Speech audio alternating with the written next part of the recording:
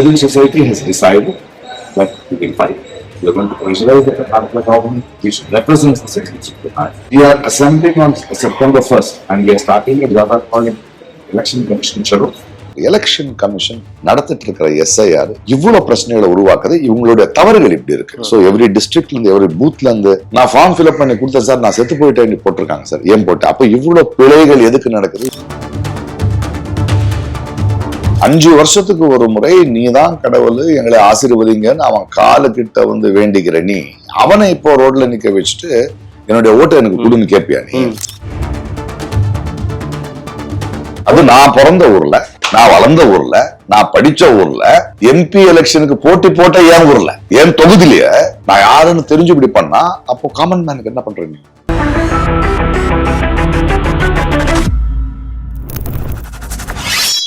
வணக்கம்.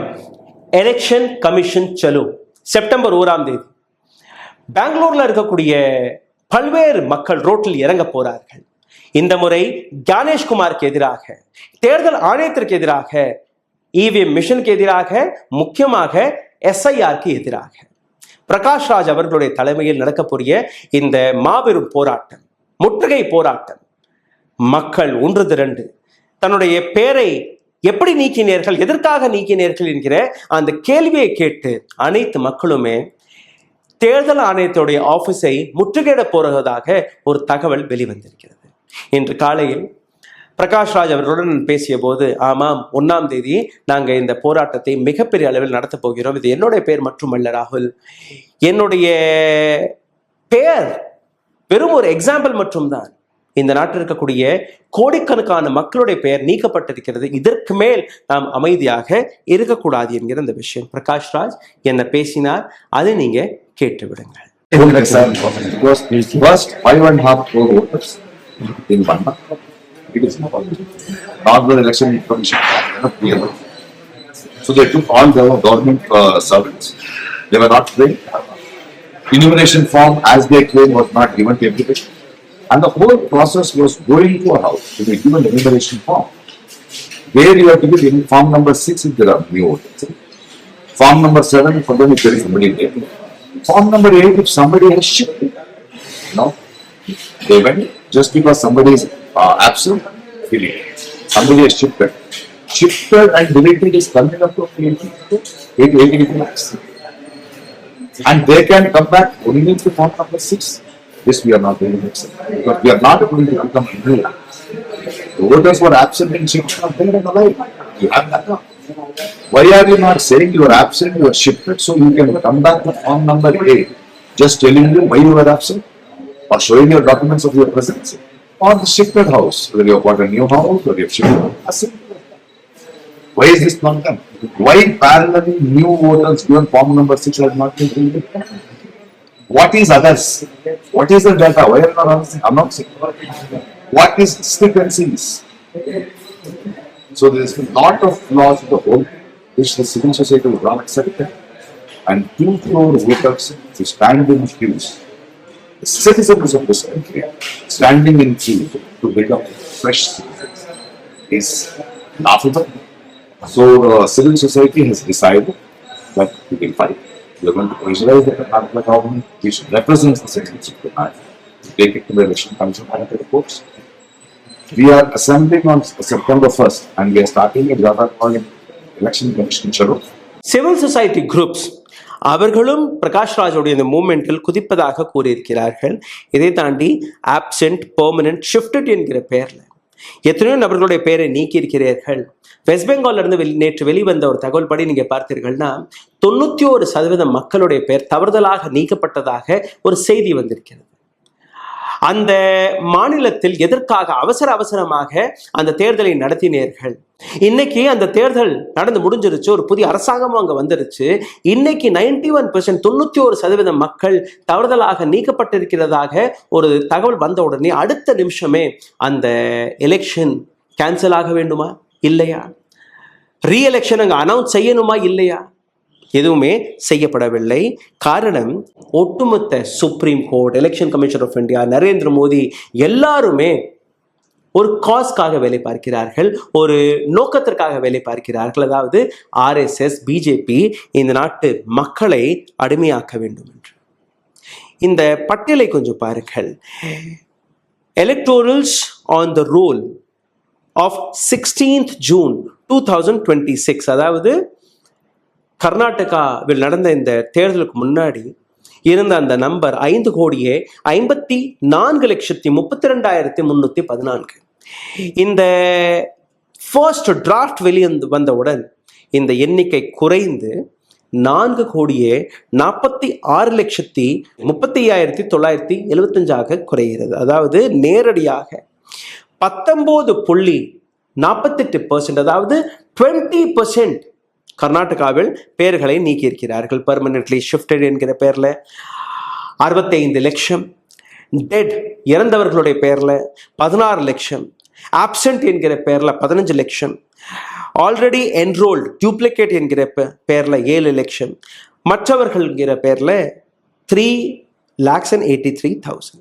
இது எல்லாமே ஒரு பட்டியல் வெளிவந்திருக்கிறது. ஆனால் இந்த பட்டியல் எப்படி, இப்போ நான் என்ரோல் பண்ணிட்டேன், என்னோட பேரை நீங்கள் நீக்கிட்டீர்கள், இதை நான் சரிபார்ப்பதற்கு என்னால் முடியுமா? 38 லட்சம் நபர்கள் வெஸ்ட் பெங்காலில் எழுதி போட்டார்கள். இதுவரை இந்த நாட்டில் அந்த பெயரை சேர்ப்பதற்காக போன அப்ளிகேஷன் ட்ரிபியூனல், அதிலிருந்து வெறும் 82,000 நபர்களுடைய பெயரை மட்டும் தான் சரிபார்த்திருக்கிறார்கள், which is only 2.17%. only 2.17%. அதிலிருந்தும் 91% is wrongfully done. அப்போ இங்கெல்லாம் எப்படி இது நடக்கிறது? இதை பற்றி ஒரு ஆழமான டிஸ்கஷனை ஒரு வாரத்திற்கு முன்னாடியே நானும் பிரகாஷ் ராஜ் சாரும் ஒரு வீடியோவை பகிர்ந்திருந்தோம். 1-on-1 ஒரு இன்டர்வியூ, அதற்கான ஒரு சிறிய பகுதி நீங்கள் தொடக்கத்தில் பார்த்திருப்பீர்கள். மீண்டும் ஒரு முறை இதை நீங்கள் பாருங்கள், உங்களுக்கு புரிய வரும் எந்த அளவில் பிரகாஷ் ராஜ் போன்ற நபர்கள் இந்த விஷயத்தை மிக சீரியஸாக எடுத்திருக்கிறார்கள். ஒரு நீண்ட வீடியோ இது, கடைசி வரை பாருங்கள், உங்களுக்கு புரிய வரும். பாருங்கள். இந்த வீடியோவில் உங்களை இன்னும் ஆழமாக கூட்டிச் செல்வதற்கு முன்பு ஒரு செய்தி கோரிக்கை. எங்களுடைய சேனலை தொடர்ந்து முடக்கக்கூடிய வேலையை பார்த்து வருகிறார்கள். இதிலிருந்து மீட்டெடுப்பதற்காக உங்களுடைய உதவி தேவைப்படுகிறது. நீங்கள் செய்ய வேண்டிய சாதாரணமான விஷயம், எங்கிருந்து இந்த வீடியோவை பார்க்கிறீர்களோ அந்த இடத்துடைய பெயரை கீழே எழுதி விடுங்கள். இதனால் எங்களுக்கும் புரியட்டும் எங்கெல்லாம் இந்த வீடியோ போய் சேர்கிறது என்று. இதை தாண்டி அருகில் இருக்கக்கூடிய QR கோட், இதை நீங்கள் பயன்படுத்தி பொருளாதார ரீதியாக எங்களை நீங்கள் உதவலாம். அதை நீங்கள் செய்வீர்கள் என்று நம்பி இந்த வீடியோக்குள் உங்களை இன்னும் ஆழமாக கூட்டிச் செல்கிறேன். வாருங்கள். ஓ, அப்ப அந்த மிஸ்டர் அண்ட் மிஸ்ஸஸ் பெர்ஃபெக்ட் உண்மையிலேயே வர்த். நரம்பு தளர்ச்சியிலிருந்து விடுபட்டு உடம்பு ஒரு புது வீரியம் பெற மா நேச்சுரல்ஸோட மிஸ்டர் பர்ஃபெக்ட யூஸ் பண்ணுங்க. SIR விவகாரம், உங்களோட பேரை நீக்கிட்டாங்க. ஹலோ ஃப்ரெண்ட்ஸ்னால நிறைய வீடியோஸ் போட்டுட்டு இருக்கீங்க. So how is the feeling all over where your name is not there? என்ன இருக்கு, நீக்கப்பட்ட எல்லா குடிமக்கள் மாதிரி தான் நானும் யோசிக்கிறேன். யார் இவங்க, யான் குடிமகனா இல்லையான்னு முடிவெடுக்கிறவங்க யாரு? நம்ம தேர்ந்தெடுத்தவங்க தானே. ஒரு எலெக்ஷன் கமிஷன் எப்படி நீக்கிடுறது, மறுபடியும் எங்களை வந்து கியூல நின்றுட்டு நீ மறுபடியும் ஒரு புது குடிமகனா இந்த நாட்டுக்குள்ள வரணும்னு சொல்றது ரொம்ப வேடிக்கையா இருக்கு. பட் குட், அது எல்லாருக்கும் நடக்கிற மாதிரி எனக்கும் நிகழ்ந்தது நல்லது. கேள்வி கேட்கிறவன் இல்ல, இப்போ மக்கள் சார்பா அவங்களோட ஒன்னா கேள்வி கேட்கறதான வாய்ப்பு அண்ட் SIR பத்தி ஒரு புரிதலை கொடுக்கக்கூடிய ஒரு வாய்ப்பை எனக்கு கொடுத்துட்டாங்க. நான் மற்றவங்களுக்காக பேசுறதை விட ஒரு குடிமகனா நான் பேசுறது, என்னுடைய ஆதங்கம் என்னன்னு சொல்றதுக்கு ஒரு வேண்டிய வாய்ப்பை அவங்களே கிரியேட் பண்ணேன். ஜோக்ஸ் அப்பார்ட், SIRங்கிற விஷயம் ரொம்ப ஒரு சீரியஸான விவகாரம். தமிழ்நாட்டில் 97 லட்சம், இப்போ கர்நாடகாவில் 1 கோடிக்கும் மேலே 35 லட்சம் மக்கள் வெஸ்ட் பெங்காலில் எங்கள்கிட்ட ஆதாரங்கள் இருக்குது. என்னோட ஓட்டர்ஸ் ஐடி இருக்குது, ரேஷன் கார்டு இருக்குது, ஆதார் கார்டு இருக்குது. இது போன்ற பல்வேறு ஆதாரங்கள் எடுத்துகிட்டு போய் சுப்ரீம் கோர்ட்டோடைய கதவை தட்டினதுக்கு அப்புறம் கூட no you should go to ட்ரிபுனல்னு சொல்கிறாங்க. ட்ரிபுனலுக்கு போய் பார்த்தா இந்த தேர்தலில் நீங்கள் ஓட்டு போட முடியலன்னா என்ன, அடுத்த தேர்தலில் நீங்கள் ஓட்டு போடுங்க. ஸோ ஒரு கான்ஸ்டியூஷன் வழியாக நமக்கு கிடைத்த முதல் உரிமை வாக்கு. மை ஓட் மை ப்ரைட்னு அங்கங்க பிரச்சாரம் பண்ணிட்டு வர்றாங்க. பட் இதே ஓட்டு போட முடியாதுன்னு உங்கள்ட்ட சொல்றாங்க. Then how the election is being free and fair? நீங்க கொஞ்சம் ஆழமா யோசிக்கணும். ஒரு ஜனநாயகத்தை எப்படியெல்லாம் கொள்ளலாம். ம். ஒரு இந்தியாவை பார்க்கும்போது உங்களுடைய ஒரு ஹிஸ்டரியை பார்த்தோன்னா ராணுவம் வந்து எடுத்துக்கும். ம். ஆனா இந்தியாவில் அதை முடியல. ம். இந்த கான்ஸ்டியூஷனால நீங்க பக்கத்துல பாகிஸ்தான்ல நடக்குது, பங்களாதேஷ்ல நடக்குது, உலகத்துல எல்லா இடத்துலயும் நடக்குது. இந்தியாவில் ஆக முடியாததுக்கு காரணம் அவங்களோட முன்னோர்கள் கான்ஸ்டியூஷன் அப்படி எழுதி வச்சிருக்காங்க. இங்க ஒரு காந்தி இருந்திருக்காரு, இங்க ஒரு பகத்சிங் இருந்திருக்காரு, இங்க ஒரு பெரியார் இருந்திருக்காரு, வேற மாதிரியான ஒரு புரிதலும் இருக்கு. ம். நான் இப்ப இருக்கிற ஆட்சி என்ன இருக்கு, இப்ப இருக்கிற ஒரு ரிஜிம் என்ன இருக்கு, அது தன்னுடைய இன்ஸ்டிடியூஷன்ஸ், அது வந்து இடி இருக்கட்டும், எலெக்ஷன் கமிஷன் இருக்கட்டும், இன்டெலிஜென்ஸ் இருக்கட்டும், ஒரு போலீஸ் இருக்கட்டும், அதை பயன்படுத்தி எப்படி ஒரு சர்வாதிகாரத்தை, ஒரு ஃபேசிசம், ஒரு உங்களை தெரியாம உள்ள வர்றது. ஸோ நீங்க வந்து ஒரு டீலிமிட்டேஷன் பத்தி அவங்க பேசுறது இருக்கட்டும், ஒன் லாங்குவேஜ் பாலிசி பேசுறது இருக்கட்டும், ஒன் ரிலிஜன் பேசிக்கிட்டது இருக்கட்டும். இதுக்கு முன்னாடி இந்த டீலிமிட்டேஷன், இந்த எஸ்ஐஆர் வர்றதுக்கு முன்னாடி நம்ம என்ன பார்க்குறோம், 2002, 2003. ஸோ அவங்க என்ன சொல்றாங்கன்னா, அவங்க செய்யற ஒரு எண்ணம் என்ன இருக்கோ அது இல்ல அது நடந்துதானே ஆகணும். ஆமா, எஸ்ஐஆர் ஆகணும். எஸ்ஐஆர் எதிர்க்க முடியாது நம்ம. அதுக்குள்ள அதை எப்படி பண்றாங்கன்னா, அவங்களுடைய பாலிடிக்ஸ் அஜெண்டாவை அதுக்குள்ள எடுத்துட்டு வராங்க. எஸ்ஐஆர் நடக்கணும். ஒரு 10 வருடங்களுக்கு அப்புறம் சில ஓட்டுங்க இறந்து போயிருப்பாங்க, சிலது டிலீட் பண்ண வேண்டியதா இருக்கும், இடம் மாத்திருப்பாங்க, கரெக்டா ஒரு எலெக்ஷன் நடக்கிறது. பட் பாருங்க, இவங்க வந்து 1 மாசத்துல பண்றாங்க. அண்ட் எஸ்ஐஆர் கூட நாங்க என்ன சொல்றோம், election commission is an independent பாடிங்கிறோம். எங்களுக்கு முதல்ல வந்து இவங்களுடைய பின்னாடி இருக்கிற பாலிடிக்ஸை புரிஞ்சாதான் இது புரியும் உங்களுக்கு. இந்த எஸ்ஐஆர் நடத்துற ப்ராசஸ். இவங்க ஆட்சிக்கு வந்துட்டுனா பார்லிமெண்ட்ல ஒரு ரூல் எடுத்துட்டு வராங்க. எலெக்ஷன் கமிஷனரை எலெக்ட் பண்றதுக்கான ஒரு டெமோக்ராட்டிக் எலெக்ஷன் இருந்தது இல்லையா, அதையே உடைக்கிறாங்க. சீஃப் ஜஸ்டிஸ் இருக்கணும், லீடர் ஆஃப் த ஆப்போசிஷன் இருக்கணும், ரூலிங் பார்ட்டில இருந்து 2 பேர் இருக்கணும், சீஃப் ஜஸ்டிஸ் கோர்ட்ல இருக்க வேண்டிய அவசியம் இல்லை அப்படின்னு சொன்னா, அப்ப ரூலிங் பார்ட்டியில அமித்ஷாவும் மோடியும், லீடர் ஆஃப் த ஆப்போசிஷன் கர்கே இருக்காரு. 3க்கு 2க்கு 1 ஓட்டு தானே. அதுல இருந்து எலெக்ஷன் கமிஷன். இப்ப இந்த எஸ்ஐஆர் யாரு எடுத்தது முடிவுன்னு கேளுங்களேன். அஞ்சலி பரத்வாஜன் ஆர்டிஐ போட்டிருக்காங்க. பார்த்தா எலெக்ஷன் கமிஷன் எடுக்கலையா. ஒரு எஸ்ஐஆர் நடத்தணுங்கிற ஒரு மீட்டிங்கோ அதனுடைய மினிட்ஸோ அது முடிவு எலெக்ஷன் கமிஷன்ல. அப்ப யாருடைய முடிவு இது? யாரோட முடிவா இருந்திருக்கலாம்? அது ரொம்ப தெளிவும் தெரியுது. ஆனா இந்த ப்ராசஸ் புரிஞ்சுக்காங்களேன். ஒரு இப்போ ஃபார் எக்ஸாம்பிள் இன்னைக்கு கர்நாடகாவுக்கு வருவோம். நமக்கு வந்து 5.5 கோடி மக்கள் இருக்கு. அதுல வந்து 93% மேப்பிங் இருக்குன்னு சொல்றாங்க. 5.5 கோடி மக்களை நீ 1 மாசத்துல எப்படி ஒரு இதுக்கு எடுத்துட்டு வருவேன்? அண்ட் அதுவும் கூட பாருங்க, இதுக்கு முன்னாடி 2002, 2003 எஸ்ஐஆர், ஸ்பெஷல் இன்டெலிஜென்ஸ் எஸ்ஐஆர் எல்லாமே அது இது இருந்தது. எவ்ரி இயரும் நடக்கும் அது. பட் ஒரு எலெக்ஷன் கமிஷன் வீட்டுக்கு போய் என்ன வேலை அவங்களுக்கு, பிஎல்ஓ வீட்டுக்கு போய் எடுத்துக்கிட்டு, ஏமா இந்த அட்ரஸ் இருந்தது, நீங்க இது இருக்கீங்களா, இருக்கீங்க, வீட்டுல யாரும் இறந்து போயிட்டாங்களா, அது டிலீட்டட், ஓ வீடு மாத்திருக்கீங்களா, ஓ நீங்க யாரும் புதுசா இங்க வந்திருக்கீங்களா, இதுக்கு முன்னாடி நீங்க எங்க இருந்தீங்க, இவங்க ஃபில் பண்ணுவாங்க ஃபார்ம். ஏன்னா இவங்க கிட்ட டேட்டா இருக்கு. யாரு எலக்டர் எங்க இருந்தாலும் இருக்க டேட்டா. அதை வச்சுக்கிட்டு இவங்க இறந்துட்டாங்களா, இளைஞர்கள் யாரும் இருக்காங்களா 18 தாண்டவங்க, இதுதான் ப்ராசஸ். இப்ப எக்ஸாம் எழுத வைக்கிறாங்க. படிச்சவன் படிக்காதவன் தெரிஞ்சவன் கிடையாது. இப்போ உங்க மேல ஒரு குற்றச்சாட்டம் வருது சார். எப்ப பார்த்தாலும் மோதி திட்டுறதே அவருக்கு வேலையா போச்சு, வேற வேலையே இல்ல. இவருடைய பேர் மட்டுமா, எத்தனையோ பேரோட பேரெல்லாம் நீக்கி இருக்காரு. There is a process. He can simply go fill a form and finish it. Why he needs to do so much of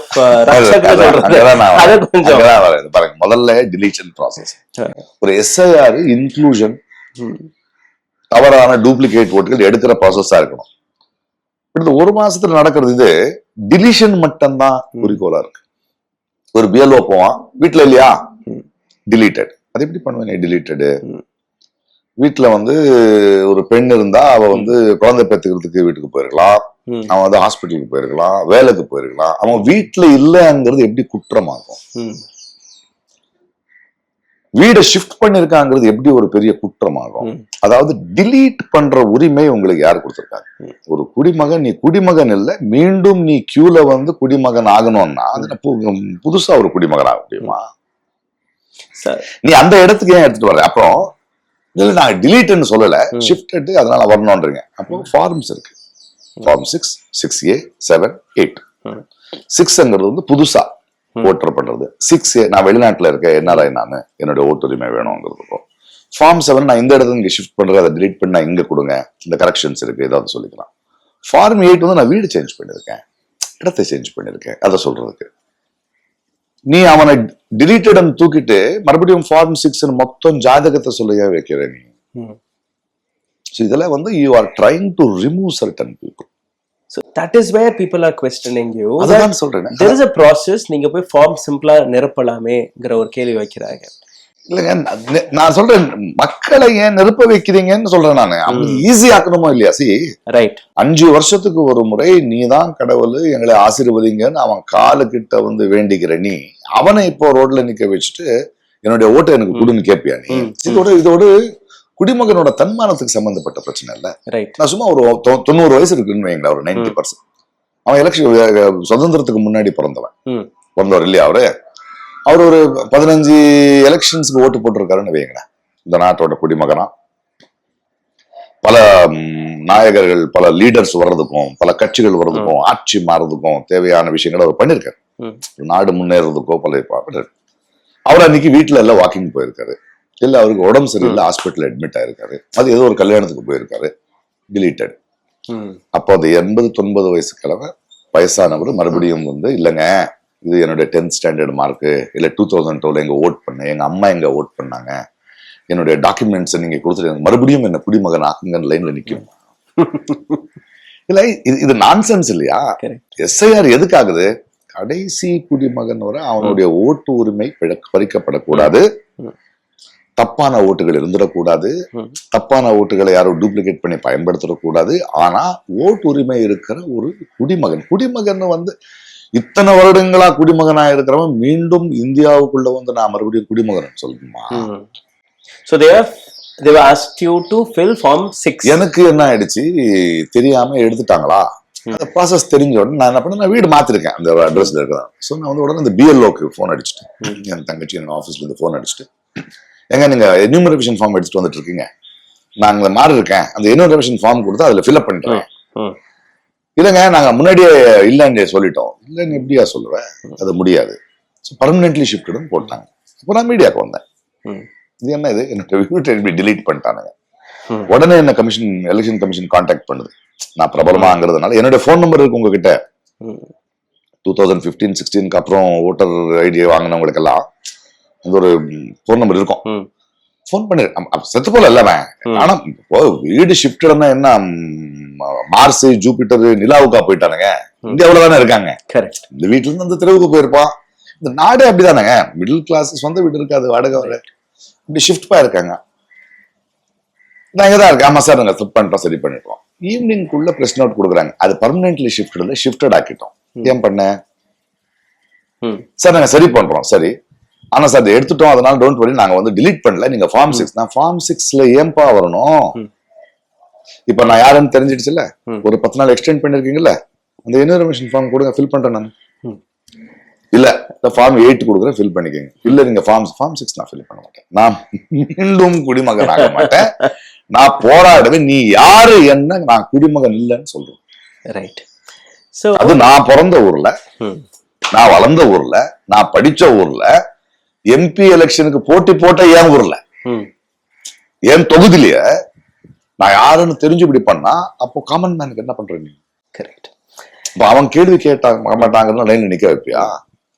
அப்போ ஒருவேளை நீ ஒரு 40 லட்சம் பேரை தூக்கிட்டாங்கன்னா அவங்க என்ன இப்ப எங்க போனோம்? அவங்க பங்களாதேஷ் போகணுமா, பாகிஸ்தான் போகணுமா, கடலுக்கு போகணுமா? ஒரு நாடு எக்ஸாம் எழுத வைப்பீங்களா? யாரு பிஎல்ஓ? படிச்சவன் இருப்பான், படிக்காதவன் இருப்பான், ஏழை இருப்பான், நீ தானே போய் ஃபில்அப் பண்ண. ஏன்னா உனக்கு டேட்டா இருக்கு, நீ கிராஸ் செக் தான் பண்ண. பிளஸ் 5.5 கோடி மக்களை நீ வந்து ஒரு மாசத்துல எப்படி பண்ணுவ? அண்ட் கர்நாடகால லக்கிலி இந்த வாட்டி அவங்க மாட்டிக்கிட்டாங்க. இன்னும் 2 வருஷம் இருக்கு எலெக்ஷனுக்கு, அர்ஜென்ட் இல்லையாப்பா. அதாவது நான் சொல்ற ஒரு டெய்லி வேஜஸ் ஒருத்தர் இருக்கான், ஒரு நாளைக்கு 500 ரூபாய் சம்பாதிப்பான், ஒரு ஸ்லம்ல இருப்பான். அவனை வந்து 5 நாள் நீ அலைய வச்சா டெய்லி வேஜஸ் விட்டு வரணும். இப்போ ஒரு இடத்துல இருந்து இன்னொரு இடத்துக்கு போய் வேலை பார்த்து வர்றவங்க இருப்பாங்க. நீங்க வந்து கர்நாடகாவில் உள்ள பல்லாரி ஏரியா பார்த்தோம்னா அந்த டிராட் வந்த உடனே அவங்க செங்கல் கிங்கல் பண்றதுக்கு கோவா எங்கேயோ போறாங்க. 2-3 மாசம் போயிடுவாங்க. அந்த பீரியட்ல வச்சிருக்க அவன் வீட்டுல இல்லைன்னா வீட்டுல இல்ல பர்மனென்ட்லி ஷிஃப்டட்னா அவன் வேலைக்கு தொழிலுக்கு போயிருக்காங்க. நீங்க நாகர்கோவில் பண்டிப்பூர் ஃபாரஸ்ட் பாத்தீங்கன்னா அங்க கூலி கிடைக்காது. அங்க இருந்து கேரளா வயநாடுக்கு போவாங்க. வீட்டுல ஒரு சின்ன பையனோ ஒரு கேள்வியோ இருக்கும். அவன் இல்லைங்கிறத தூக்கிடுவேன். நீ ஒரு ஃபார்மர் வீட்டுல இல்ல, இது ஒரு இதுக்கு போயிருக்கான். So this is something wrong. புரியுதா உங்களுக்கு? சோ அத வந்து உனக்கு உண்மையான எண்ணம் கிளீனிங் அப் த எலக்ட்ரல் மாடல் தான். இட் இஸ் மினிமம் ஒரு மினிமம்னா 1 வருஷம் ப்ராசஸ். ஒண்ணு, உங்களுடைய பேர் delete ஆன உடனே நீங்க ஃபைட் பண்றீங்க. You have that intent to fight for it. It's not only for you. உங்களை வச்சு பல ஆயிரம் பல லட்சம் நபர்களுக்கு அதற்கான லாபம் போய் சேரும். But what about the regional political parties? Say for example DMK, அதே மாதிரி காங்கிரஸ், நேஷனல் பார்ட்டி, அண்ட் பீகார்ல பார்த்தோம்னா ஜேடியு அண்ட் ஆர்ஜேடி, வெஸ்ட் பெங்கால்ல பார்த்தோம்னா TMC and other left parties. யாருமே இந்த விஷயத்த ரொம்ப சீரியஸா எடுத்தபடி எனக்கு தெரியல. Because they were not on roads. என்னத்த பண்ணலாம் இந்த அரசியல் கட்சிகளுக்கு? அதாவது இது ஆளுங்கட்சி டிஎம்கே பிஜேபின்னு இல்ல. நம்ம வந்து பிஜேபி பண்றாங்க. முதல்ல குடிமகன் பக்கம் நீ அவங்கள பிரதிநிதிக்கிற ஆளுதானே. உன்னுடைய ஓட்டரு அவன் பிஜேபியோ டிஎம்கேயோ கிடையாது. அந்த வருஷம் அவன் டிசைட் பண்றான், பிஜேபிக்கு போடுறேன், டிஎம்கேக்கு போடுறேன், தாவக்காக்கு போடுறேன், இன்னொன்னு போடுறேன், காங்கிரஸுக்கு போடுறேன். 5 வருஷத்துக்கு அப்புறம் அவன் மாறலாம். நீ ஆட்சியில் இருந்தவன் எல்லா மக்களும் என்னுடைய ஆட்சி என்னுடைய ஓட்டர்ஸ் பார்க்க முடியாது. பொலிட்டிக்கல் பார்ட்டிஸ்ல நம்ம ஓட்டு கரெக்டா இருக்கு, நம்ம ஓட்டு கரெக்டா இருக்கு கணக்கு பாக்குறீங்களே தவிர பேசிக் ஒரு குடிமகனோட தன்மானத்துக்கான பிரச்சனை இது வேற எங்கேயோ இருக்குன்னு ஏன் யோசிக்கலன்னு எனக்கு இது வரைக்கும் புரியல. See, we all knows SIR உடைய process is wrong. அதுல ரொம்ப முக்கியமானது டாக்குமெண்ட். ஒரு 11 டாக்குமெண்ட் கேட்டிருக்கான். அந்த 11 டாக்குமெண்ட்ல நீங்க பாத்தீங்கன்னா கையில இருக்கக்கூடிய டாக்குமெண்ட்ஸ் எதுவுமே கிடையாது. டார்ச்சர் பண்றது அது. நீங்க இப்ப நிக்கிருக்கானுங்கல்ல, இவங்க அத்தனை பேர் மறுபடியும் உள்ள வர்றாங்க நம்பிக்கை. Because there is no guarantee. நீ போன இந்த டாக்குமெண்ட் பிடிக்காது. ரீசெண்டா சொல்றாங்க, நான் 10th ஸ்டாண்டர்ட் எடுத்துட்டு போனேன், அது பத்தாது இன்னொரு document. So they can attack you, they can remove you. Who are they? Is election கமிஷன்ங்கிறது ஒரு கட்சிக்கு சார்ந்ததா, ஒரு சிந்தனைக்கு சார்ந்ததா? இத எலெக்ஷன் கமிஷன் ஆஃப் இந்தியா எடுக்காத முடிவு எஸ்ஐஆர்ங்கிறது ஸ்ட்ரெயிட்டா ஓனதுக்கு அப்புறம் யாருக்காக வேலை பாக்குறீங்களோ கேள்விகள் நம்ம கேட்கணும். அதை கேட்கறதுக்கு முன்னாடி எஸ்ஐஆர் வேணும். ஆனா அது எப்படி பண்ணணும்? இன்னைக்கு வந்து ஸ்வச்ச பாரத்னு ஒண்ணு பண்றாரு. மறுபடியும் மோதிங்கிற தப்பா எடுத்துக்காதீங்க. கவர்மெண்ட்டே வச்சுக்கோங்க. அந்த ஸ்வச்ச பாரத்துக்கு செலவாகிறத விட அதிகமா பப்ளிசிட்டிக்கு செலவு பண்றீங்க. நான் இந்த எலெக்ஷன் கமிஷனை பார்த்தா நாங்க எஸ்ஐஆர் ஸ்டார்ட் பண்ணும்போது எல்லாத்தையும் ஃப்ரீஸ் பண்ணிட்டோம். நீ யாரையா ஃப்ரீஸ் பண்றதுக்கு? 2016ல இருந்து மத்திய நீ ஓகே பண்றவருக்கு எவனும் இந்த நாட்டோட குடிமகன் இல்லைங்கிற முடிவை எடுத்து அதுக்கப்புறம் ஃபார்ம்ஸ் அனுப்பி நீ டிசைட் பண்றியா? அப்ப நீ என்ன பண்ணணும்? 6 மாசத்துல எஸ்ஐஆர் ஸ்டார்ட் பண்ண போறோம். அதுக்குள்ள மக்களே அப்படின்னு நீங்க வந்து உங்களுக்கு கவர்மெண்ட் பஸ்ஸஸ் இருக்கு, கவர்மெண்ட் ஹாஸ்பிட்டல்ஸ் இருக்கு, கவர்மெண்ட் ஸ்கூல்ஸ் இருக்கு, கலெக்டர்ஸ் இருக்காங்க, பஞ்சாயத்து இருக்கு, பெரிய பெரிய கலைஞர்கள் இருக்கானுங்க. இது எல்லாத்தையும் ஒரு 6 மாசம் பப்ளிஷ் பண்ணி இதுக்குள்ள நீங்களா உங்க வீட்டுல யாராவது இறந்திருந்தா, யங்ஸ்டர் ஏதாவது இருந்திருந்தா, நீங்க வீடை சேஞ்ச் பண்ணிருந்தா, டூப்ளிகேட்டா போட்டிருந்தா, தெரிஞ்சாம 2 இடத்துல இது எல்லாத்தையும் பண்ணிடுங்க. அதுக்கப்புறம் நாங்க பண்றோம் வந்துட்டு 1 மாசத்துல ஃப்ரீஸ். ஃபர்ஸ்ட் ஆஃப் ஆல் பாருங்க, ஆஸ் பர் த கான்ஸ்டிடியூஷன் இந்த பயத்துல நம்ம இருக்க வேண்டிய ஆளாக வேண்டிய அவசியம் கிடையாது. As per the constitution election commission has no right to delete somebody's vote or even check your citizenship. உன்னோட இவனுக்கு நீ இவனதான் பெத்தியான்னு கேப்பியா? நீ இவனதான் கட்டிக்கிட்டியான்னு கேப்பியா? நீ மறுபடியும் ஒரு புது பொண்டாட்டி, புது புருஷன், புது மகனா வர முடியுமா? யூ எந்த முறையில போய்கிட்டு இருக்கீங்க? So there is something wrong with this system. இத வந்து நம்ம ஏத்துக்கவே முடியாது. பிளஸ் இத பாருங்க, இது ஓகே இங்க பண்ணிட்டு இருக்காங்க, நம்ம சண்டை போட்டுட்டு இருக்கோம் 2 வருஷம் கர்நாடகால. பட் இதை ஏன் நீங்க வந்து ஒரு 2 மாசம் இருக்கு எலெக்ஷன், 3 மாசம் இருக்குன்னும் போது பெங்கால்ல வச்சீங்க? ஜனநாயகம் சொல்றீங்க, திஸ் இஸ் அ டெமோக்ராட்டிக் சொசைட்டிங்கிறீங்க. ஒரு கிட்டத்தட்ட 1 கோடி பேரை தூக்கிட்டு ஒரு 50 லட்சம் பேர் நீங்க இப்போ இல்ல உங்க ஓட்டு இதுல வச்சுட்டோம்னமோ எலெக்ஷனுக்கு அப்புறம் நீங்க அடுத்த எலெக்ஷன் ஓட்டு போடுங்கன்னா ஒரு 50 லட்சம் பேர் ஓட்டு போடாம தேர்ந்தெடுக்காத ஒரு ஆட்சி வந்துருமே. அது எப்படி ஒரு ஜனநாயகமாகும்? அப்ப நீங்க சொல்லுங்க, நான் தூக்கிட்டேன்னு அதுக்கப்புறம் நீ டாக்ஸ் கட்ட வேண்டாம், இதை வேண்டாம் அதை வேண்டாம், என்ன பண்ற நீ? அப்புறம் இன்னொன்னு கேக்குறேன், 2026 இருக்கிற குடிமக்களை நீ தூக்கிட்டு லைன்ல நிக்க வச்சுட்டு அவங்கள புது குடிமகன் ஆகிட்டேன். 2030லயோ 2028லயோ உன்னுடைய ஆட்சியில சில ஒரு டிசிஷன்ஸ் எடுத்துட்டு வரும்போது ஒரு டேட்டாவை எடுப்பு. நீ 2026 இத்தனை புது குடிமக்கள் வந்தாங்க, அதாவது 18 வயசு 80 வயசு 2 பேரும் புது குடிமகன் ஆயிட்டானா? What is your data? So இது எஸ்ஐஆர் வேணும் அங்கிற ஒரு போர்வையில வேற ஏதோ நடக்குது. வேற ஏதோ நடக்குது, அதை பத்தி நம்ம தெளிவாக வேண்டியும். அது வேற ஏதோ நடக்குதுங்கிறது தெரியறதுக்கு முன்னாடி அதை நடக்க விடாம அட்லீஸ்ட் கர்நாடகால இருந்தாவது 2 வருஷம் எலெக்ஷன் இருக்கிறதுனால கோர்ட்டும் சிவில் சொசைட்டியும் கவர்மெண்ட்ஸும் போராடும் ப்ராசஸ். எங்களுக்கு இன்னொரு 6 மாசமும் 8 மாசமும் தள்ளுங்க, டிசைட் பண்ணாதீங்க சார். நான் தெரிஞ்சுக்கின வர நீங்க இதை ரொம்ப சீரியஸா எடுத்துட்டு கர்நாடகா அரசாங்கத்தில் இருக்கக்கூடிய ஹோம் மினிஸ்டராக இருக்கட்டும், சீஃப் மினிஸ்டர் கிட்டே போனேன், எல்லாட்டும் போய் நீங்க நேர பேசி you are setting an accountability. ஏன்னா ஏதோ ஒரு வழியில நீங்க பாத்தீங்கன்னா Karnataka state election missionary is also involve in to this. அது பாருங்க, மறுபடியும் சொல்றேன் பாருங்களேன், நீங்க வந்து எலெக்ஷன் கமிஷன் வரும், அவங்களோட ரூல் என்ன, அவங்க கிட்ட இருக்கிற மெம்பர்ஸ் பத்தாது, எலெக்ஷன் கமிஷன் இருக்க. சோ கடந்த 2 மாசமா கர்நாடகால வேற எந்த கவர்மெண்ட் ஆபீஸும் வேலை பார்க்கல. ஏன்னா இவங்க அந்த ஆபீசர்ஸ்ல இங்க வாங்க, வேலைக்காரங்களை இங்க வாங்க, அவங்களுக்கு ட்ரெயின் பண்ணல, பிஎல்ஓக்களை ட்ரெயின் பண்ணல, மொத்த மிஷினரி அப்படியே நிக்குது. இங்க பெங்கால், யூபி அண்ட் கர்நாடகா பாத்தீங்கன்னா இந்த பிரஷரை தாங்க முடியாம பிஎல்ஓஸ் தற்கொலை பண்ணிக்கிட்டாங்க. ஆமா, அவங்களுக்கு அவ்வளவு இதுக்குள்ள காலையில இருந்து ஈவினிங் குள்ள நீ இது பண்ணிடணும் சும்மா ஃபீல் பண்றாங்க, இது பண்றானுங்க. சோ இந்த ப்ராசஸ் ஏன் இப்படி பண்றீங்க? இந்த ட்ரௌமா, இந்த மன உளைச்சல் மக்களுக்கும் ஆபீஸ்ல வேலை பார்க்கறதுக்கும் எதுக்கு, எந்த புருஷார்த்தத்துக்கு இது? அப்போ நீ ஏதோ ஒரு அர்ஜென்சி கிரியேட் பண்ணி உன்னோட நீ குடிமகனே இருக்க மாட்டேன் பண்ணலனா அப்படின்னு கொடுத்துட்டு லைன்ல நிக்க வைக்கிறது இருக்கு இல்லையா? இதுக்கு வேற எதுவும் இருக்கு. தேர்ந்தெடுத்த மக்களை, இந்த நாட்டோட குடிமகனை இப்படி ஒரு மன உளைச்சலுக்கு ஏன் ஆக்குறீங்க? இப்ப இருக்கிற ஆட்சி, நீங்க சென்ட்ரல் ஆட்சி பாத்தீங்கன்னா மக்களோட ஆதரவால தேர்ந்தெடுக்கப்பட்ட ஆட்சி கிடையாது. நான் 10 வருஷம் வேலை பார்த்தவன் 400 சீட் வாங்கணும், கரெக்டா வேலை பார்த்தோம்னா அது எப்படி 240 ஆச்சு? 240லயோ 50, 60 பத்தி ரொம்ப டவுட்டா இருக்கு. ஓட்டிங் மார்ஜின் தகவலா இருக்கு.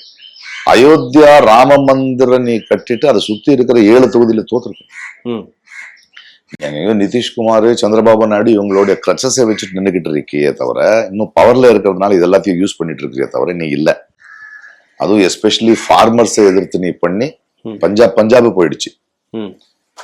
இப்ப இளைஞர்களை எதிர்க்கிற நான் அடுத்தது என்ன ஆகுதுன்னு தெரியாது. சோ அவங்களுக்கு என்ன ஆயிடுச்சுன்னா அதுல இருந்து இனிமே அவங்க இருக்கணும்னா இதுதான். நான் என்ன சொல்றேன், ஒரு ராணுவத்தை யூஸ் பண்ணி டீத்ரோன் பண்ண முடியாது இந்தியாவில். மிகவும் அற்புதமான ஒரு நாடு என்னோட கான்ஸ்டிடியூஷன். ஸோ உள்ளுக்குள்ள இருந்து என்னென்ன பண்ண முடியும்? ஒரு இடியை எடுத்து இப்ப பெரிய மினிஸ்டர்ஸ், பெரிய இண்டஸ்ட்ரியலிஸ்ட் இருக்காங்க, பெரிய நடிகர்கள் இருக்காங்க, கலைஞர்கள் இருக்காங்க, அவங்கள பயமுறுத்து தான் நீ வந்து வச்சிருக்க கையில. உன்னுடைய சிஸ்டம்ல உன் படம் ரிலீஸ் ஆகாது, நீ வைக்க முடியாது, உனக்கு சென்சர் ஆகாது. சோ பாவம் அவங்க ரொம்ப வல்னரபிளா இருக்கானுங்க, ஐடியாலஜிக்கலி சிந்தனையால உன்னோட இல்ல அவனுங்க. சோ அப்படி ஒரு ஃபியர், அந்த ஃபியர் ரொம்ப நாள் நிக்காது.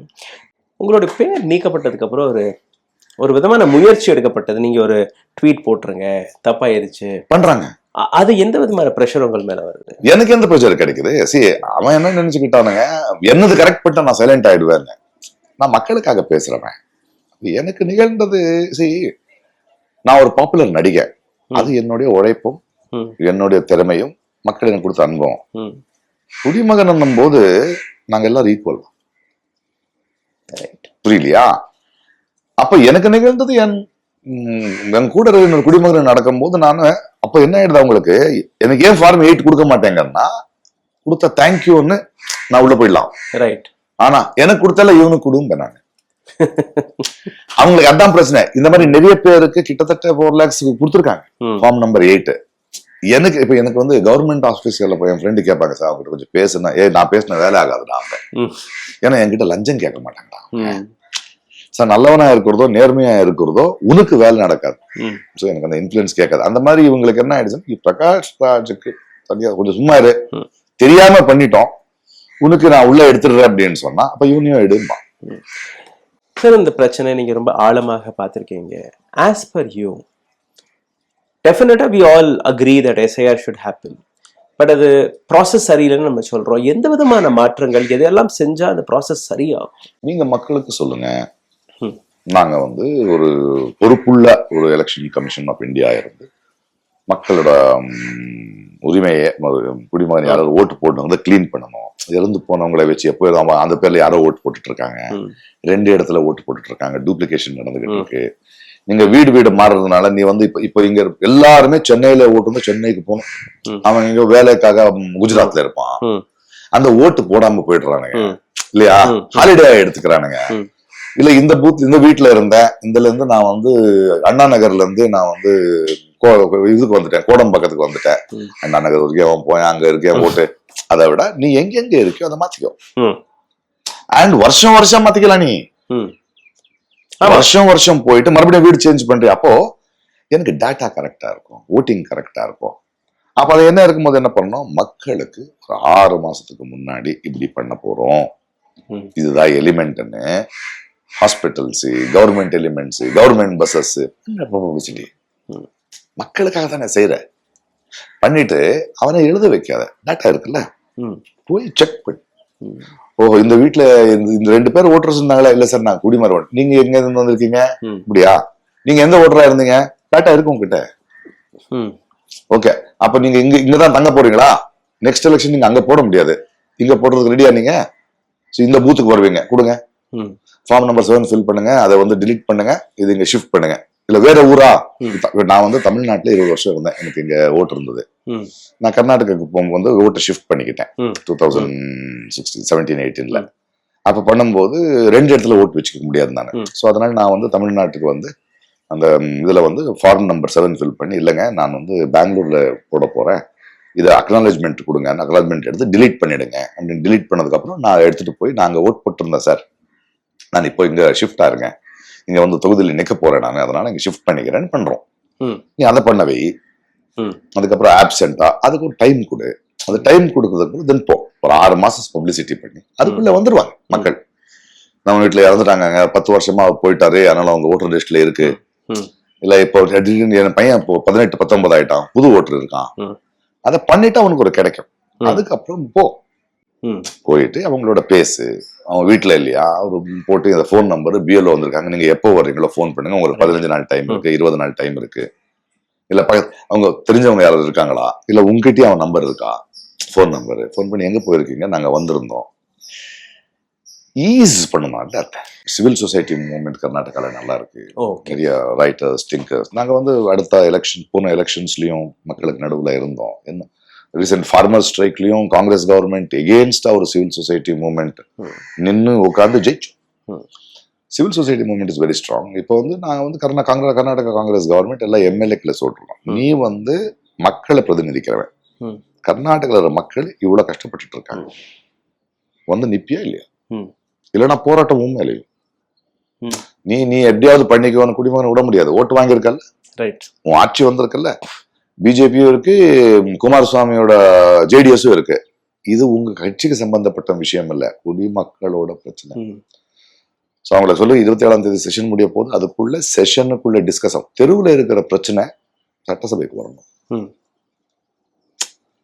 ஜந்தர் மந்தர் நம்ம என்ன சொல்றோம், நம்ம இங்க போராட்டிட்டு இருக்கிறது பார்லிமெண்ட்ல டிஸ்கஷன். அதுதான் நம்ம வந்து அக்கார்டிங் டு த ரூல்ஸ் போயிட்டு இருக்கோம், கான்ஸ்டிடியூஷன் பிரகாரம் பேசுவியா இல்லையா. மக்கள் நீ வந்து எலெக்ஷன் கமிஷன் நீ கேட்பியா இல்லையா, நான் இந்த கர்நாடகாவோட ஆட்சி நடத்திட்டு இருக்கிற Congress government, BJP is opposition party, இங்க இருக்கீங்க, நாங்க 3 பேரும் நம்ம மக்கள் கஷ்டப்பட்டு இருக்காங்க, எலெக்ஷன் கமிஷன் இந்தியா போறியா இல்லையா. So bring the discussion, bring this, then we will start this thing. நாங்க எல்லா டிஸ்ட்ரிக்ட்ஸ்ல இருந்தும் கட்டப்பட்ட we are going to the court. Prakash ராஜுடைய இந்த முயற்சி, அதை நிச்சயமாக நாம் சப்போர்ட் செய்ய வேண்டும். அதை மிகப்பெரிய அளவில் அதற்கான ஒரு சப்போர்ட்டை மட்டும் எடுத்து காட்டக்கூடாது. இந்த நாட்டில் இருக்கக்கூடிய ஒவ்வொரு குடிமகனுக்காக அவர்கள் கிடைக்கக்கூடிய அந்த அதிகார, அந்த உரிமை போராட்டம் எது, எப்படி இவிஎம்ஐ வைத்து, எப்படி எஸ்ஐஆரை வைத்து இந்த நாட்டில் இருக்கக்கூடிய மக்களை ஏமாற்றக்கூடிய வேலை இவர்கள் பார்த்து வருகிறார்கள் என்கிற விஷயத்தை மிக தெளிவாக நாங்கள் அலசி ஆராய்ந்து உங்களுக்கு முன்பெடுத்து வைத்திருக்கிறோம். இந்த வீடியோவை பகிருங்கள். உங்களுடைய கேள்விகளை, கருத்துக்களை கீழே கமெண்ட் பாக்ஸில் எழுதுங்கள். இதை தாண்டி பொருளாதார ரீதியாகவும் எங்களை முடக்கக்கூடிய வேலை பார்த்து வருகிறார்கள். அதிலிருந்து மீட்டெடுப்பதற்காக அருகில் இருக்கக்கூடிய QR கோடை பயன்படுத்தி உங்களால் முடிந்த உதவி நீங்கள் தெரிவிக்கலாம். நன்றி, வணக்கம். ஓ, அப்ப அந்த மிஸ்டர் அண்ட் மிஸ்ஸஸ் பர்ஃபெக்ட் உண்மையிலேயே வர்த்து. நரம்பு தளர்ச்சியிலிருந்து விடுபட்டு உடம்பு ஒரு புது வீரியம் பெற மா நேச்சுரல்ஸோட மிஸ்டர் பர்ஃபெக்ட யூஸ் பண்ணுங்க. ஊடகம், கார்ப்பரேட், அரசியல்வாதிகளின் கைப்பாவையாக, அடிமைகளாக இருந்தது போதும். இனி சாட்டை எடுத்து சுழற்றும் நேரம் வந்துவிட்டது. ஊடகம் பொதுமக்களாகிய உங்களுக்காக, உங்களாலேயே இயக்கப்பட வேண்டும். ஊடக சுதந்திரத்திற்காக உங்களின் பங்களிப்பை இன்றே அளித்திடுங்கள்.